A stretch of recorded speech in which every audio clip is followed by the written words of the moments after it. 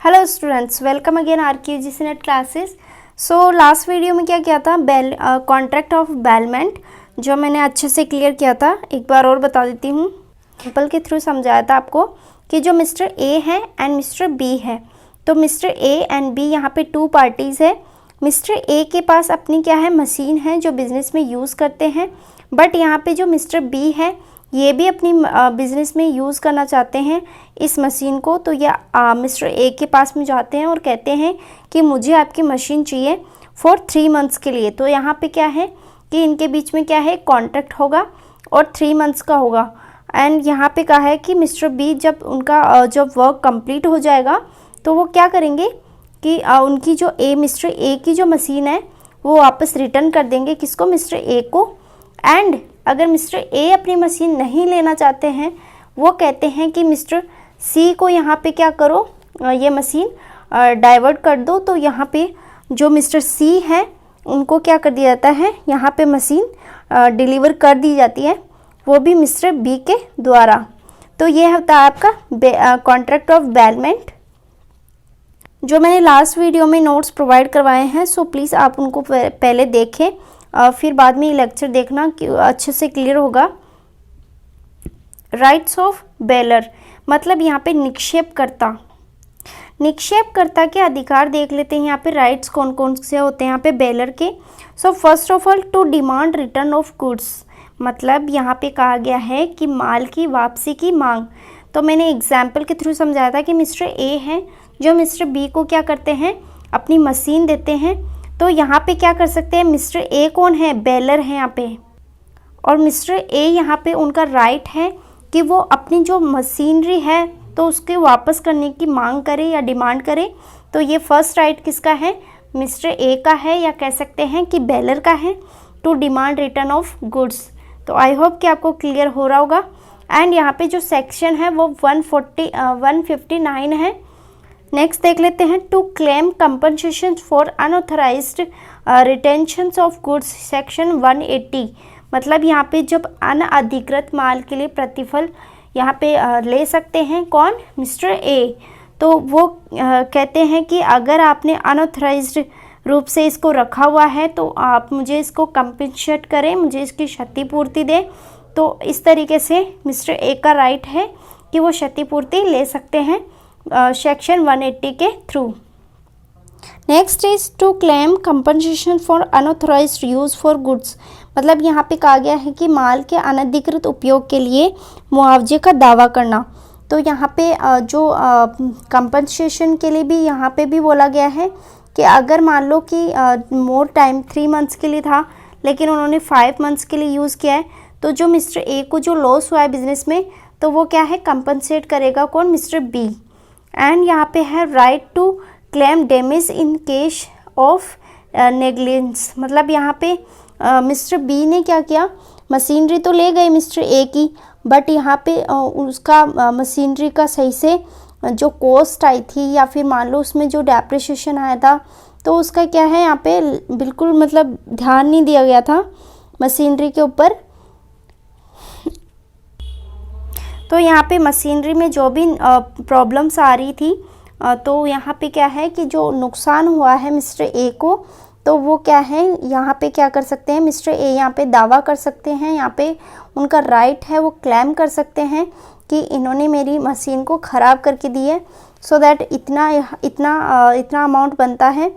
तो वो क्या है, नुकसान का या हानि का दावा कर सकते हैं। यहाँ पे है अवॉइडेंस ऑफ कॉन्ट्रैक्ट, मतलब सेक्शन 150 के 3 का अकॉर्डिंग है अनुबंध को टालना, यानी कि मिस्टर ए का राइट है कि वो अनुबंध या कॉन्ट्रैक्ट को टाल सकते हैं या उसको फॉरबिड कर सकते हैं।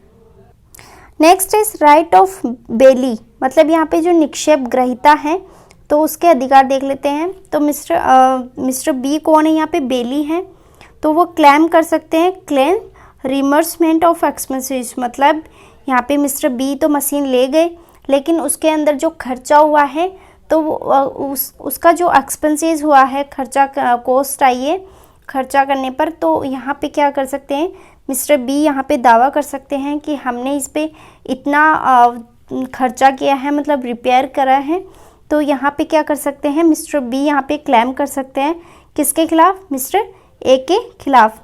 एंड यहाँ पे क्या है, deliver goods to any one of the joint bailor. It means, इसको एग्जाम्पल के थ्रू समझते हैं। जैसे कि यही एग्जाम्पल है, तो यहाँ पे मिस्टर ए एंड इनकी वाइफ है मिसिस ए, तो यहाँ पे इनकी वाइफ भी है एंड मिस्टर ए भी है। तो ये क्या करते हैं, ये दोनों मिलके इनको क्या मशीनरी यहाँ पे प्रोवाइड करवाते हैं। तो यहाँ पे क्या करेंगे, जो मिस्टर ए है, तो यहाँ पे मिस्टर ए ने जो मशीनरी दी थी मिस्टर बी को, तो अगर ये जॉइंट में है, जॉइंट में यहाँ पे क्या है, जॉइंट में अगर बेलियर है, जॉइंट में मतलब वाइफ भी दे सकती है मशीन और मिस्टर ए भी दे सकते हैं। तो यहाँ पे मिस्टर बी क्या करेगा, मिस्टर बी का राइट है कि वो वाइफ को भी यहाँ पे क्या कर सकता है, यहाँ पे मशीनरी लौटा सकता है या रिटर्न कर सकता है। एंड मिस्टर बी यहाँ पे मिस्टर ए को भी रिटर्न कर सकता है। या ऐसे कह सकते हैं कि मिस्टर ए एंड यहाँ पे प्लस है मिस्टर सी। तो ये क्या है, जॉइंट बेलियर है, ये क्या है, जॉइंट बेलियर है। एंड जो मिस्टर बी है वो मशीनरी को क्या कर सकते हैं, इन दोनों में से किसी एक को रिटर्न कर सकते हैं। किसको, मशीनरी को। तो ये क्या होता है आपका जॉइंट बेलियर। तो यहाँ पे कहा गया है deliver goods to any one of the joint bailor, मतलब संयुक्त या दो निक्षेपी में से किसी एक को माल वापस कर सकते हैं।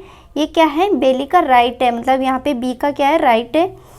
To recover losses in case of bailor defective title. It means कि यहाँ पे जो मशीनरी है, अगर उसके बारे में कुछ भी पूरा मतलब डिस्क्लोज़र नहीं किया है कि इसमें क्या खराबी है क्या नहीं है, इसका टाइटल सही से नहीं बताया है, सो यहाँ पे जो मिस्टर बी को जो लॉसेस हुए हैं, तो वो क्या करेगा, मिस्टर ए के पास में क्लेम कर सकते हैं कि इसमें आपने जो डिफेक्टिव जो मटेरियल प्रोवाइड करवाया है एंड इससे मुझे इतना बिजनेस में लॉस हुआ है, सो दैट आप इसका मुझे पेमेंट करो। एंड यहाँ पे मिस्टर बी क्या कर सकता है, मिस्टर ए के खिलाफ क्लेम कर सकता है। टू क्लेम डैमेजेस, मतलब मान लो कि मशीनरी का यूज़ करने के बाद में उनके प्रोडक्ट्स में कुछ भी डैमेज हो गया है, सो वो यहाँ पे उसका भी क्या कर सकते हैं, मिस्टर बी क्या कर सकता है, यहाँ पे राइट है कि मिस्टर ए के खिलाफ क्या कर सकते हैं, क्लेम कर सकते हैं। तो ये था मिस्टर जो बी है या right of belly. Next is duties of belly, मतलब जो निक्षेप ग्रहीता के कर्तव्य देख लेते हैं। यहाँ पे बेली कौन है, mister B. Take care of goods, मतलब सेक्शन 151 के अकॉर्डिंग क्या करता है, मिस्टर बी है जो मशीनरी लेके आए हैं, तो उस मशीनरी का क्या है, टेक केयर करना पड़ेगा उनको। ये उनकी क्या है, ड्यूटीज़ है, उनका कर्तव्य है। Not to make unauthorised use, section 153। तो मतलब यहाँ पे क्या कहा गया है कि जो अधिकृत उपयोग के लिए यहाँ पे निवेश कर सकते हैं। एंड यहाँ पे अनधिकृत के लिए यहाँ पे यूज़ नहीं कर सकते हैं। देन नेक्स्ट है keep goods separate. It means कि यहाँ पे जो मशीनरी लेके आए हैं और ऑलरेडी मशीनरी है बी के पास में, तो वो क्या कर सकते हैं, यहाँ पे अपनी जो अपना मशीनरी अपना जो प्रोडक्ट है उसके अंदर मिस्टर ए की जो मशीनरी है वो नहीं मिला सकते हैं। उनको क्या करना पड़ेगा, सेपरेट रखना पड़ेगा। मिस्टर ए की मशीनरी को अलग रखना है और मिस्टर बी की मशीनरी को अलग रखना है। सो दैट यहाँ पे कहा है कीप गुड्स सेपरेट।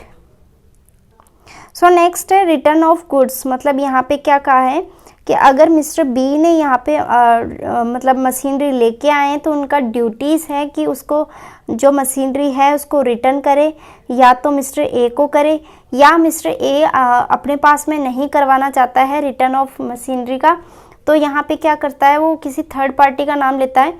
तो उसके अकॉर्डिंग मिस्टर बी को क्या करना पड़ेगा, यहाँ पे मशीनरी को रिटर्न करना पड़ेगा, ये उनकी ड्यूटीज़ है। एंड यहाँ पे क्या है, रिटर्न ऑफ प्रॉफिट। इफ़ मान लो यहाँ पे मिस्टर बी है, तो उनको बिजनेस में मतलब यहाँ पे लाभ जो भी प्रॉफिट हुआ है, तो एक्स्ट्रा प्रॉफिट यहाँ पे क्या करना पड़ेगा, मिस्टर ए को लौटाना पड़ेगा। तो यहाँ पे ये है duties of bailee, it means duties of B, जैसे कि फॉर एग्जांपल के थ्रू समझे थे। तो ये है आपका कॉन्ट्रैक्ट ऑफ बेलमेंट, जो कंप्लीट हो गया है आपका चैप्टर ये। नेक्स्ट करेंगे कॉन्ट्रैक्ट ऑफ प्लीज। नेक्स्ट करेंगे कॉन्ट्रैक्ट ऑफ प्लीज। तो thank you so much for watching video. And आपको अगर नोट्स यूज़फुल लग रहे हैं तो प्लीज़ लाइक एंड शेयर ज़रूर करें। एंड अगर आप कोई नोट्स चाहते हैं किसी टॉपिक पे for UGC NET commerce and paper first, so आप कमेंट कर सकते हो। And thank you so much.